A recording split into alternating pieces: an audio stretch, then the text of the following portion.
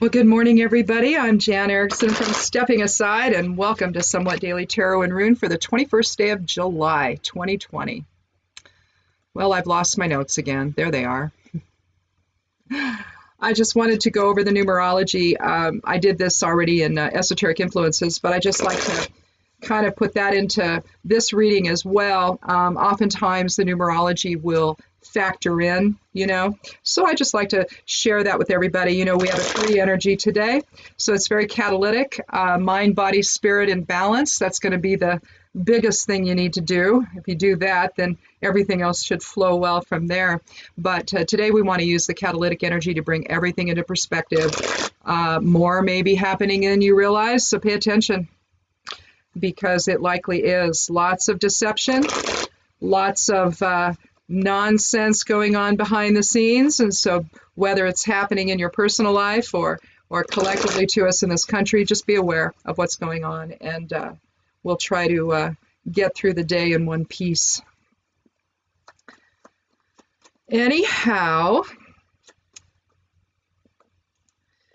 I'm doing a little bit different version of correspondences and astrological information. I'm doing the same one over on Stepping Aside, but I'm doing a little different version of it over on Medium, something that I think is maybe a little more palatable maybe for people, maybe a little more understandable. The other one on the blog really is geared toward witchcraft, and this one is too. But, when you work spells, you generally, you have all these correspondences you can use, and it's just basically to shore up your whole experience and intensify the energy surrounding all of it. And so you have, corresponding candle colors or maybe crystals or incense or resin or what have you. That correspond with what you're doing, correspond with the day. Sometimes you align with the moon phase. Sometimes you align at particular planetary hours. So you can really you can get this as almost down to an exact science, really. It's alchemy. Magic is alchemy, and so you're just basically shoring it all up with all these other corresponding energies. And so I just thought it'd be cool just to do that. And so I do a current outlook every day. And then I do, but from a magical perspective. And then down below that, I have the particular specific correspondences for that particular day itself. And so it changes every day. I don't always do it on the weekends. Sometimes I just take a break and I don't. But I try to do it Monday through Friday at least. But then I got to thinking, I could share this over on Medium in another way. And just maybe make it a little more useful just to regular folks as well, and not the non-magically inclined. But, if you want to check that out over there as well, you can. It's definitely in a little bit different order, presented a little bit different. So again, it might be more easily understood that way. So it's just basically, I just take things from the one I do there on the blog and create a new one over there on Medium. So I think I'm going to do that every day. I'm also been putting the Esoteric Influences over there, the hard copy of it. I also put it up on the blog. So, if you don't want to watch the video again, you can just look at it there. Or if you want, you can, over on the side panel of the blog, there is a place to put your email in to sign up for the newsletter. And that's what you get. You get the whole thing for the week. You get it on Sundays. You get the overview of the Human Design Channels Active, but you don't get the daily stuff. For that, you have to go to the video or to the hard copy on the blog or over on Medium. So again, you can get it if you want the week's version of it. You can follow along then when you watch the video. So anyway, it's just nice. I like to have quick references, to where I don't have to go back and look at a video. So I just like to have everything written down somewhere so that I can just go, okay, what was that again? And then I can just go look there, and it's right there. I don't have to go find it in some video, that some crazy lady did. So anyhow, I think that's enough shuffling. If this is your first time here, I chat a little bit and while I'm shuffling, so you don't just see me shuffle and hear the sound of card shuffling and nothing else, because that would be weird. I need to bend my cards back here. Sometimes you have to do that. they just get weird on you. You can't shuffle very well. Anyhow, let's go ahead and we'll take our first 3 cards. If we need more, we'll take them. If not, then we'll do a rune out of the Elder Futhark bag. Let me get it here. Move my fan out of the way in case it gets warm in the still room. And again, I'll take the first 3. I will do the rune if after that. Otherwise, we'll take some more cards if we need them. Then we'll do the rune, and then we'll close out with a geomancy rune. Oh, and if you haven't seen the geomancy series I did over on YouTube, check that out. I put it on the blog. I've got all 3 of them together. So if you just want to go there, you can find it. And it's part of the Foundations in Magic series I've been doing. Periodically, I'll put another video up. And this was just another 3-part one on geomancy. And so if you're interested, it's there. But it would give you a little more background on what I'm doing here with the geomancy. So anyhow. Let's go ahead and take our first 3 cards. And if it is your first time here, welcome. If you've come back, thank you.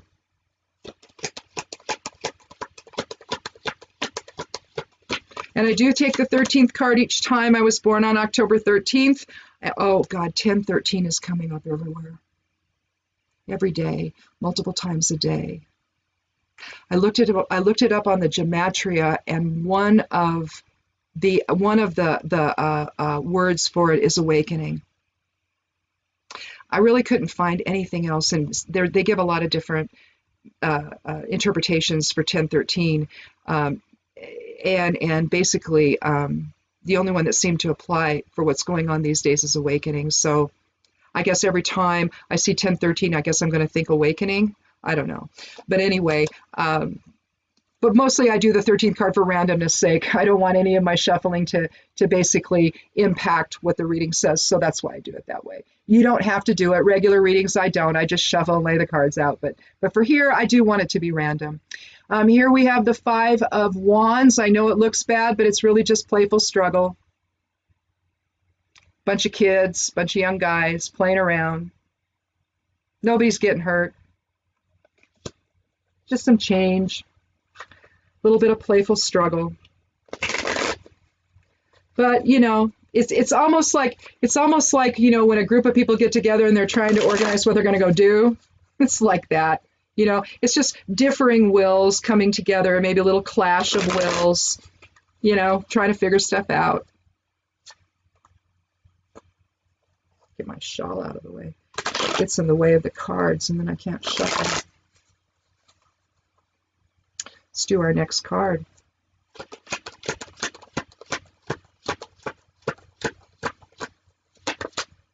Oh, Ace of Wands. Birth of something new, creativity, birth of new will. Fire element. We've got 2 cards from the fire element here. So 2 wands. Let's see if we get a 3rd wands. Maybe it'll be a major card. Oh my gosh. I didn't bend my cards back enough. Sometimes, your decks just get so worn and used, you have to retire them.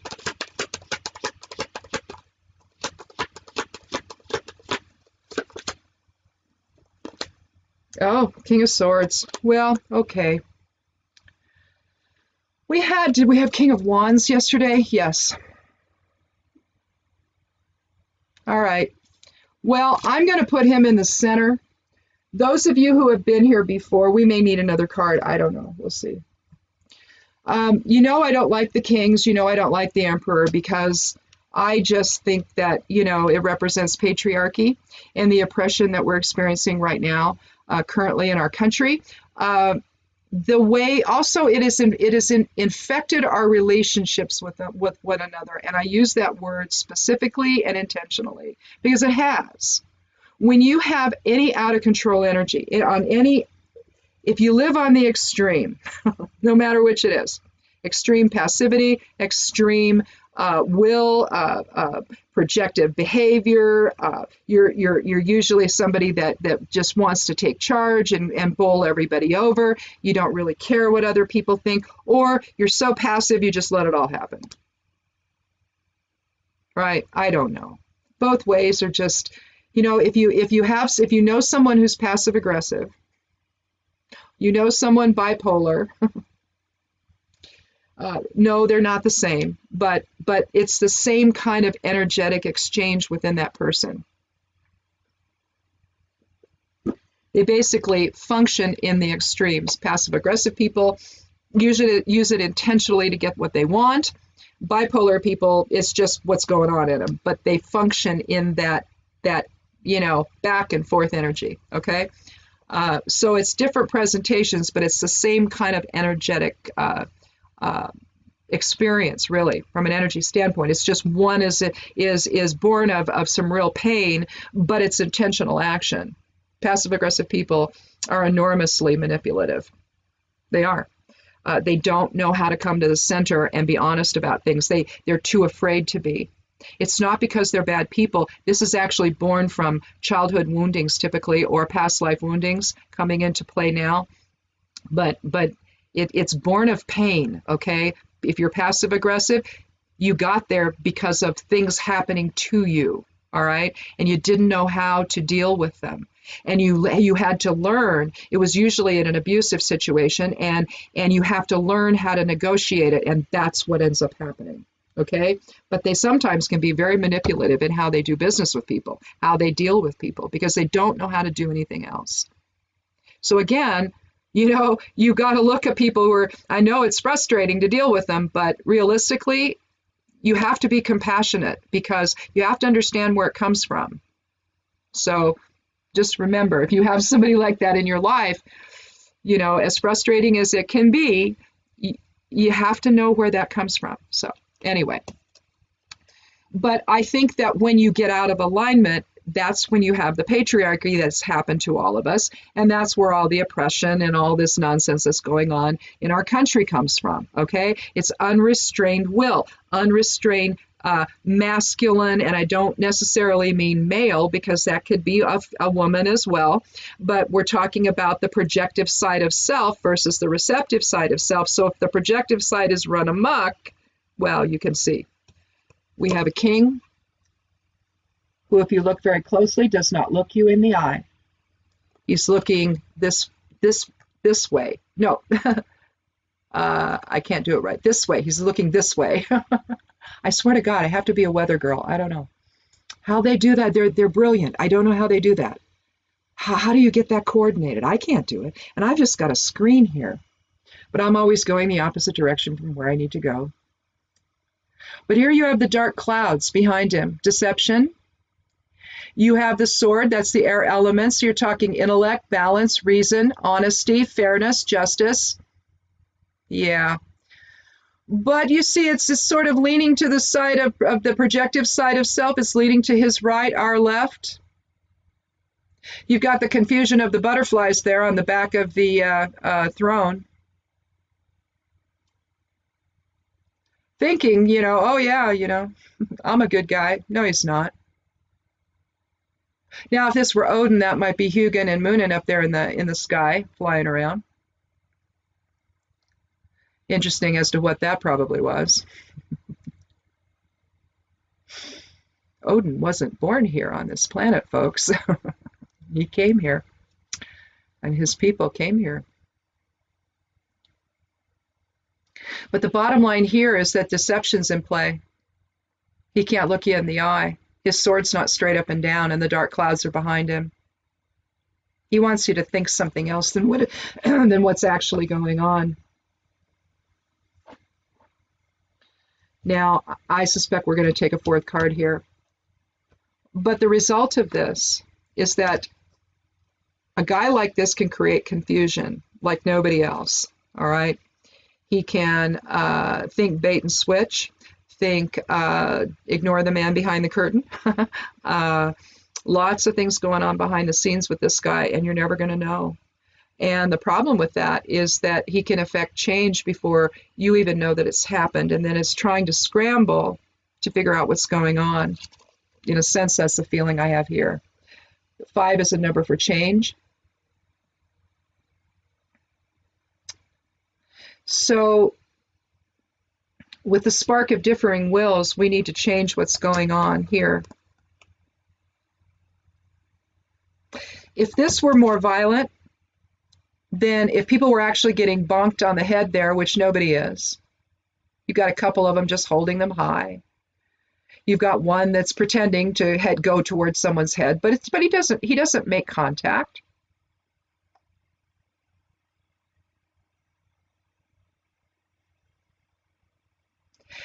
This is not a struggle where people are being harmed. These are people trying to figure out what the heck's going on with the king. And so you've got a lot of disparate voices right now, and you've got some that support him, some that don't. And I think most people are figuring out that there's a con going on, that we're being played, and that's what's been the truth of this all along. But the bottom line is we don't know what the king is doing. We don't know what he's doing in this reading because he's being deceptive. He won't look you in the eye, but he's doing something. And he's doing something that's self-dealing. That's why the sword is pointed to his projective side. Think patriarchy versus goddess, okay?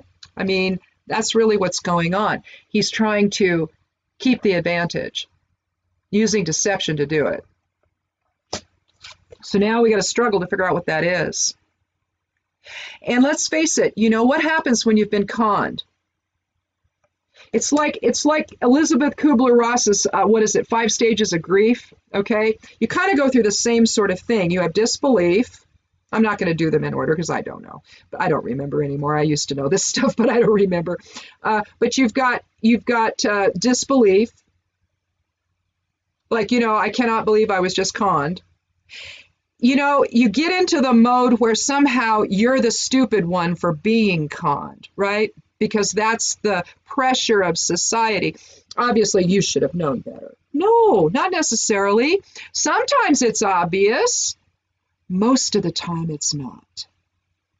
Okay? So if you get conned by someone, yeah, you're going to have to look at, well, what didn't I see? But the thing is, what if you can't find an answer there? What if that con man is that good? Right? What if he's got a lot of help to shore up what he's doing and to preserve what he's doing and to secrete what he's doing? Okay? To keep it hidden. No, what we have here today is a king who doesn't want you to know what he's doing. And we've got here with the 5 of Wands trying to figure it out.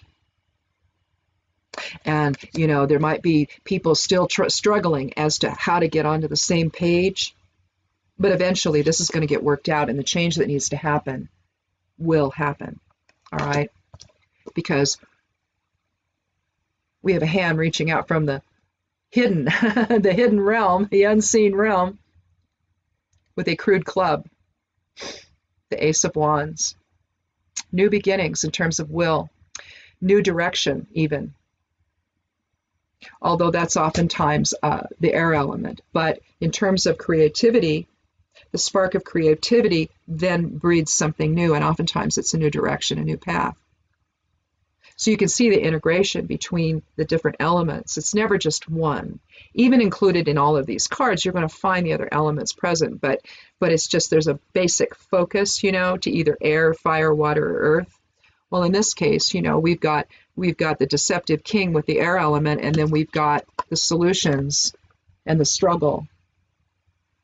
See, to try to figure out the con, that's the other thing this could be.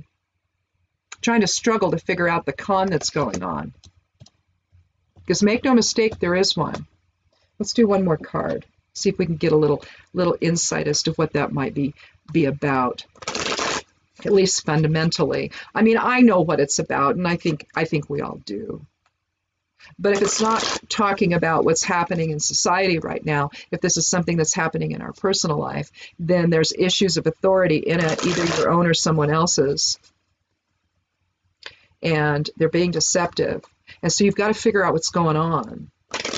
And you might have to have a few ideas thrown out there. You might have to struggle to figure it out, to figure out how the will is involved here.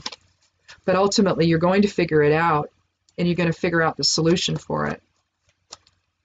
Let's do one more card.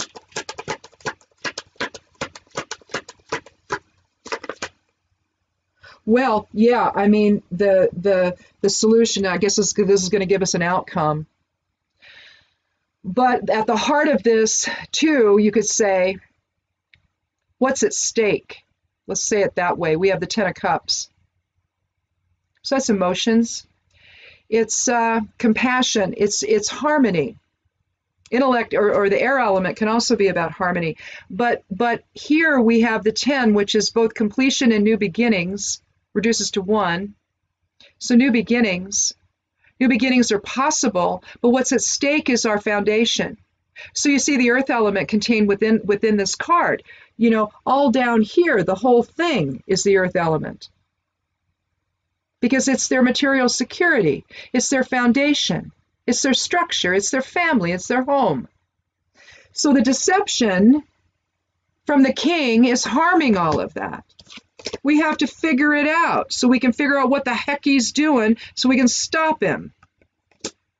So we can birth something new, a new path together, one that preserves hearth and home, and the unity and shared purpose we should all be living within.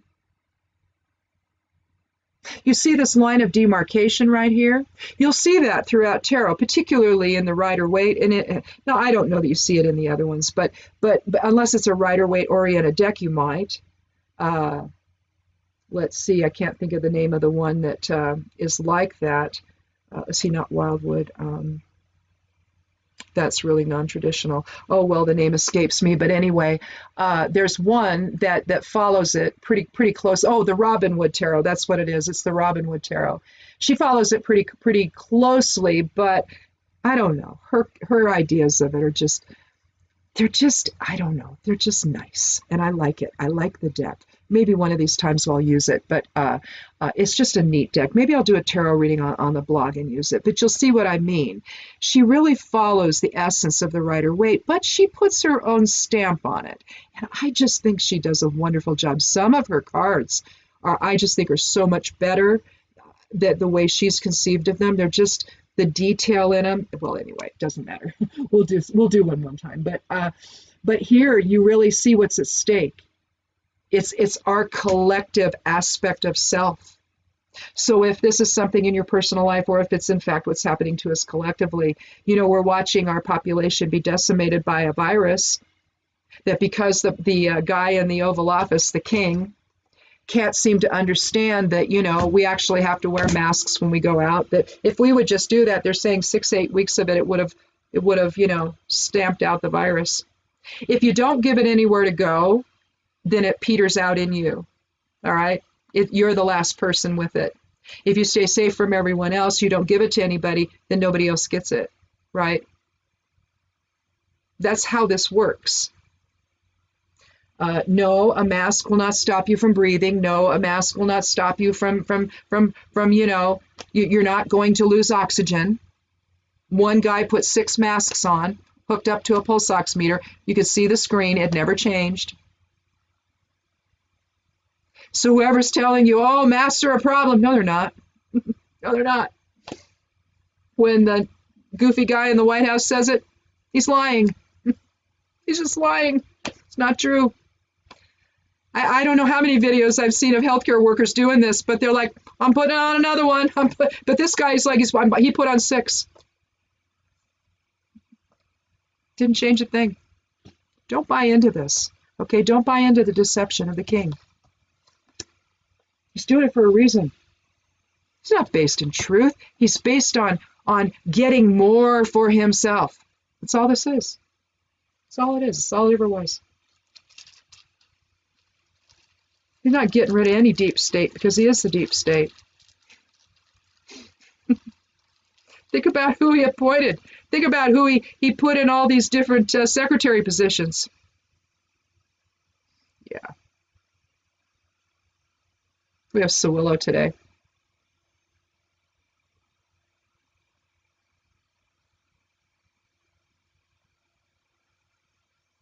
So now it's above, so below Rune.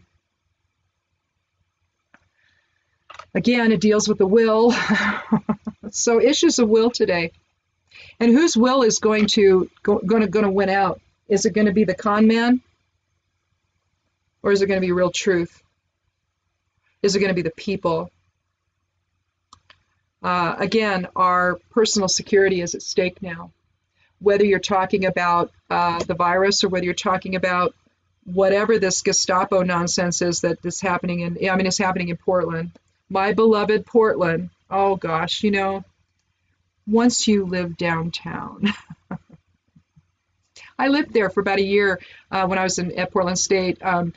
Part of the time I was living at home, part of the time I lived there, and then the last 2 years of it I was living in Tigard, so I'd take the TriMet bus in to school every day. But when I was in downtown Portland, I could just walk, and I did. And so I just walked to Portland State. And when you live down there, I think that you get a sense of the city a little bit better than when you're just coming down there to shop or do business or whatever. But in Portland, there's so much that happens in downtown that people get a sense of it, even if they don't live there. But once you do, it's just there's a rhythm to the city, and I don't. This nonsense about that we're violent anarchists there. No, we're not. No, we're not. I talked about it on Esoteric Influences today, and we're not. It's not who we are. We're activists, we're hippies, we're environmentalists, we're all kinds of things, but we're not violent anarchists. There's an expression of will going on there right now, and it's in response to police brutality. And so now they're being brutalized by the police and by these thugs that are there. Instead of them listening and understanding that, you guys have gotten out of control and you have to be reined back in. You work for us. Police work for us. We're not subjects of theirs. They work for us. We always forget that, don't we? The government, people in government, they work for us. And so in Portland and in other places, they're out and about, and they're standing up and they're speaking truth to this perceived power that only has it because we give it to them. They've forgotten. We're the ones that are in charge here. We're the taxpayers. We're the ones really in charge. And that's all we're doing when we take to the streets and we say no more. We're simply reminding people of that. They get confused, don't they? People in positions of power, and they think they have too much. And right now, what's at stake with the king is our very security. He can't tell the truth, and so we're all just expected to buy into the con. But that's all it is. It's a con. So you use the light of spirit with Sawillo. It's similar to Kenaz, really. It's really Kenaz twice, if you look at it. Kind of skewed there, with a horizontal line in between. But it brings in that as above, so below energy, infusing the ego, or the physical, the body, all of that, with spirit. This wouldn't exist without the spirit infused into it, without our souls infused into this body. It likely happens through the DNA. But the bottom line is, however the spirit infuses everything, however that process is, it's the truth of us. And so to act from the standpoint of ego, which the king seems to want to do, and expects everybody to buy into his illusion, well, it's self-dealing, it's self-serving, and it's not going to be sustainable. You can't turn your back and prevent people from getting the help that they need during a pandemic. You can't turn your back on the country like he's done. You can't stop the hospitals from getting the PPE supplies. What's the point of that? It's so we die. Right? How dare he? How dare any of them? So that's why you see people taking to the streets, expressing their will, trying to figure this out so that we get a new path together, preserving all that we've built so that we can live in love and harmony with one another. Let's do the geomancy rune. and then we'll close out and let you guys get back to your day. Let's see what we got. My husband bought me this. I'll turn it back off. It has LED lights on it. Listen, if you do tarot, especially if you do it in the dark, but if you do tarot, some of these cards are especially the non-traditional decks, you need a magnifying glass and you need one with a light on it. I'm telling you, you miss so much without it. But it is so cool. Do we have Acquisitio again? Oh, I think we do. Let me make sure. Or is it Albus? No, it's Acquisitio again. Okay, all right. So we had this yesterday. Acquisitio is the rune, the geomancy rune that involves the concept of gain. Missio is its complement. Again, if you watch the geomancy series, you would know this. But anyway, what it is it's about gain. Missio, its complement is loss, but it's not necessarily. If you've got bad stuff going on in your life, you know that it could be an increase of that. So think increase. All right. So a missio would be decrease in that respect, and then acquisitio would be increase. So that's how you can think of it energetically. We talked about that yesterday. But if we resolve the issue of the king and the deception, we gain, correct? We gain clarity. The struggle that we have, trying to figure out what on earth this king is doing, out of that struggle, we have clarity, okay? Increased clarity, all right? Same with the decision that gets made to express our will in a unified way. That's another way of looking at the Ace of Wands. Out of the voices of the many, the struggle of that, comes the new path forward. All right? Done in full clarity, in full sawillo of higher self-truth, so that we sustain ourselves together as one family, preserving our security, enhancing our lives, making things better.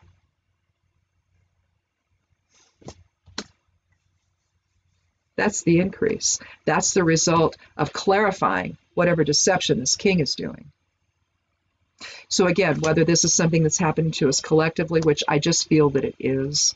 If it's happening to you in your personal life, though, just know that gaining clarity from whatever deception's going on is going to enhance things. There might be some struggle along the way as you try to figure it out.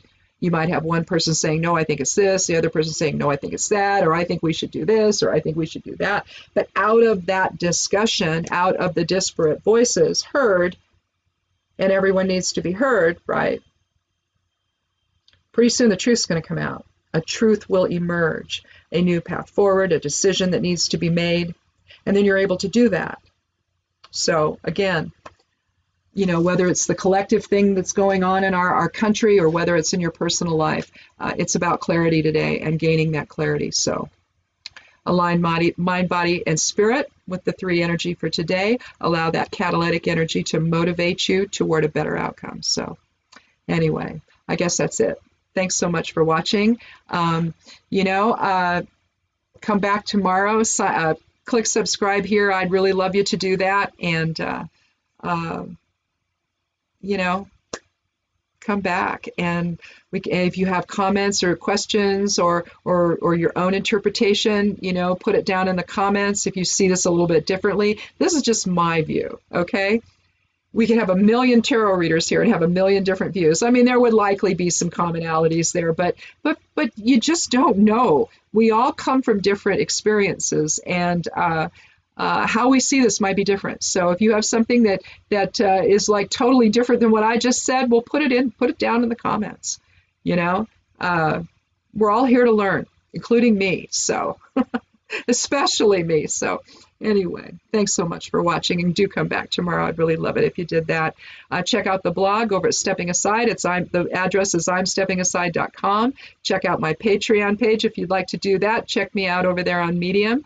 There's lots of links below to follow me at if you want to do that. I do follow back, so I just love to connect with everybody. So have a wonderful day. Be good to yourself. Be good to one another. Wear a mask if you go out, please, please, please.